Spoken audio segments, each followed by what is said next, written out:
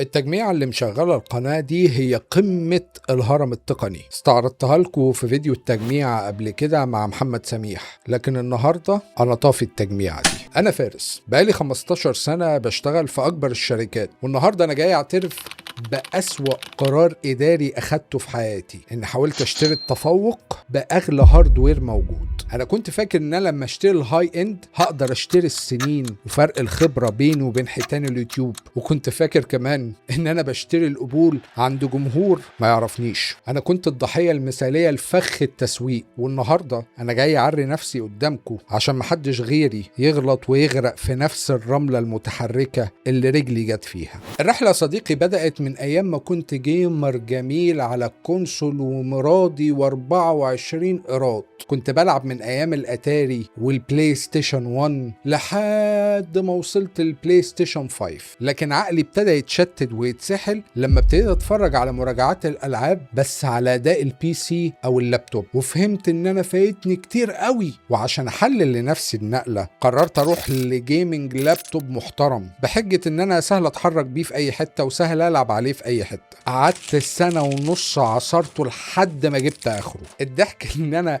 سبت شاشة التلفزيون الكبيرة ورحت الشاشة 18 بوصة، وقعدت أكدب على نفسي أقول كده أحلى، كده من الدنيا ملمومة أكتر، وأنا ممكن أعمل حاجات كتير قوي على اللابتوب غير الجيمنج وأخفض وجع أكتر، وأقول ما أنا هقدر أوفر تمن الألعاب بتاعة البلاي ستيشن بسبب إن أنا هشترك في الجيم باس وأخد تخفيضات ستيم. بس طبعا ده ما حصلش، وخسرت خسارة قد كده. ولما قررت أدخل عالم صناعة المحتوى اكتشفت إن اللابتوب ده جايب آخره، مش هينفعني. اعمل زي اي حد وغوص بقى جوه مراجعات الهاردوير عشان اكتشف ايه احسن القطع اللي انا محتاج اجمع بيها بي سي عشان خاطر صناعة المحتوى. وكل مراجعين التقنية اجمعوا بلا منازع ان ال5090 هو الملك المتوج في عالم المونتاج وصناعة المحتوى. وهنا بقى اخوك وقع في فخين مش فخ واحد. فخ الاول تأثير الدومينو. المراجعين وهم بيراجعوا لك الكارت ما بيقولكش ان الكارت ده عبارة عن ثقب اسود.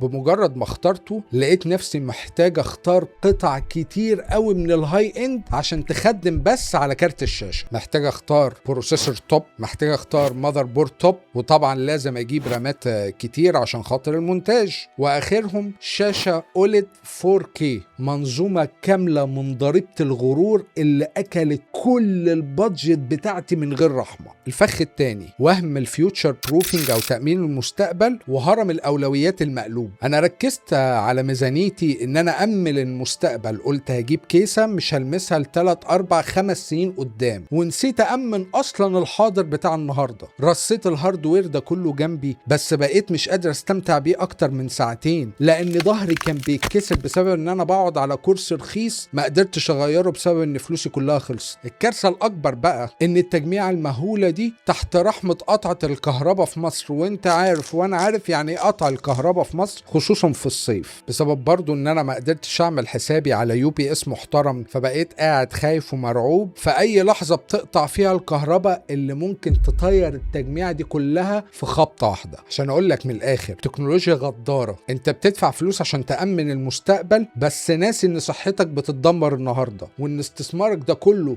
ممكن يتحرق في لحظة، وان الاجيال الجاية من الذكاء الاصطناعي ممكن تحول كل القطع المفتخرة دي لحاجة عفى عليها الزمن. انا عشت وجع الفخين دول، وهقول لك دلوقتي ازاي تشتري الواقع وتحمي ظهرك وفلوسك. وعشان ما تغرقش في الوحلة دي انا لخصت لك الحل في بروتوكول السيطرة الثلاثي، 10 نقط ما يخروش المية متقسمين على 3 مراحل، هتخليك انت اللي سايق ميزانيتك مش الماركتينج هو اللي سايقك. المرحلة الاولى هندسة الاصول البشرية. نقطة رقم 1 قانون 20% للبنية التحتية. اي ما كانت ميزانيتك في الوقت الحالي اخصم منها 20% فورا. ال20% دي بقى مش هتروح لكرسي جيمنج شكله حلو بس يقطم الظهر، الفلوس دي هتروح على كرسي طبي محترم بيسموه الارجونوميك، ليه مسند ظهر كويس ومسند رقبة كويس، وكمان هتحتاج مكتب عمقه ما يقلش عن 70 سنتي عشان المسافة بين عينك وبين الشاشة تبقى مريحة وما تتعبكش. صحتك هي المحرك الرئيسي، لو انت وقعت او تعبت يبقى البي سي ده ملهوش لازمة. نقطة رقم 2 واجهة الانتاجية قبل الاداء. ايدك وعينك بيلمسوا الماوس والكيبورد وبيتعاملوا مع الشاشة مش مع المعالج ولا الكارت. يعني لو شغلك محتاج كتابة اشتري كيبورد ميكانيكال بسويتشات محترمة، واشتري مونيتور ارم عشان تظبط الشاشة على مستوى نظرك بالظبط، عشان وانت قاعد ما تضطرش تحني رقبتك. نقطة رقم 3 بسميها فلترة التسويق الموجه. مصطلحات زي الهول افكت في الكيبوردز او ال 8000 هرتز بولينج ريت في الماوسات، دي حاجات معمولة ل1% عشان خاطر اللاعبين المحترفين في الرياضات الالكترونية. وفر بقى فلوس الكماليات دي وحطها في حاجات مهمة زي ان انت مثلا تشتري تخزين زيادة تعلي في الرامات بتاعتك علشان خاطر تخدم على العابك او شغلك. المرحلة الثانية هندسة الاداء. نقطة رقم 4 قاعدة ال20-80 لاختيار المنصة. لو 80% من استخدامك العاب صرف و20% مجرد استخدام خفيف لاي حاجة تاني زي انك تفتح كروم او تتصفح، ما تجمعش بي سي.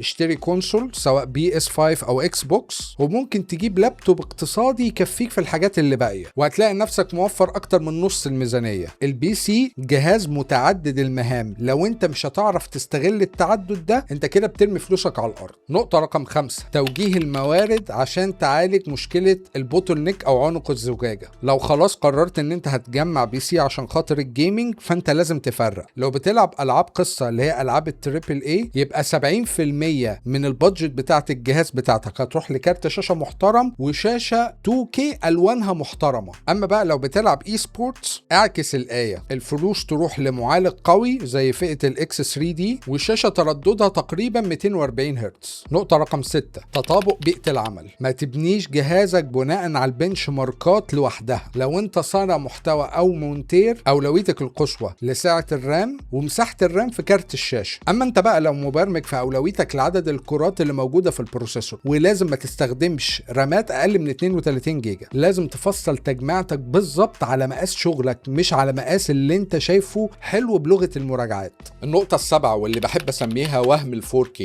مع التقنيات الحديثة دلوقتي اغلب الكروت ممكن تقدر تشغل 4K فعلا، بس المشكلة مش في الكروت بس، المشكلة انك عشان تعرف تشغل 4K صح لازم تشتري شاشة 4K بتدي ألوان كويسة، وطبعا دول أسعارهم مش هحكي لك عليهم، خش دور هتلاقي أسعار هتفرحك. المعيار الذهبي المريح للعين والمحفظة في نفس الوقت هو شاشة 27 بوصة بدقة 2K مع 165 فريم. لو الشاشة على مكتب قريب من عينك فأنت مش هتعرف تلاحظ فرق ال 4K اللي أنت محتاج تدفع له تقريبا ضعفين التكلفة علشان تقدر تشوفه. المرحلة الثالثة إدارة المخاطر والرضا. نقطة رقم 8 تأمين الأصول. إنك توصل أي تجميعة بأي رقم في الفيشة مباشرة في مصر معناها إن أنت واخد عربية فراري أو مرسيدس وماشي بيها في حقل ألغام. الحل إن أنت محتاج تحسب التجميعة بتاعتك بتسحب كهرباء قد إيه، وتشتري لاين انتر اكتيف UPS يديك بس 5 دقايق تقدر تسيف شغلك وتطفي الجهاز بأمان وقت قطع الكهرباء. تاني، التأمين ده مش اختياري في حالة لو الكهرباء عندك مش مستقرة، ده إجباري ولازم تعمل حسابه في البادجت. نقطة رقم 9 استراتيجية التيك توك. خرافة ان الكارت الغالي هيعيش 6-7 سنين خلاص انتهت بسبب الذكاء الاصطناعي. الاستراتيجية الصح انك تشتري كارت في الفئة المتوسطة تقدر تغيره كل 3 سنين، ووفر فرق السعر عشان تعرف تجيب الجيل اللي بعده او اللي بعده. انك تحدث كارت في الفئة المتوسطة كل 3 سنين احسن بكتير قوي من انك تحدث كارت من الفئة العليا كل 6 أو 7 سنين، وقتها هيكون فعلا راحت عليه. نقطة رقم 10 بروتوكول الرضا. اول ما تجمع الجهاز بتاعك وتلاقي الالعاب شغالة تمام والبرامج اللي انت بتشتغل عليها شغالة بسلاسة،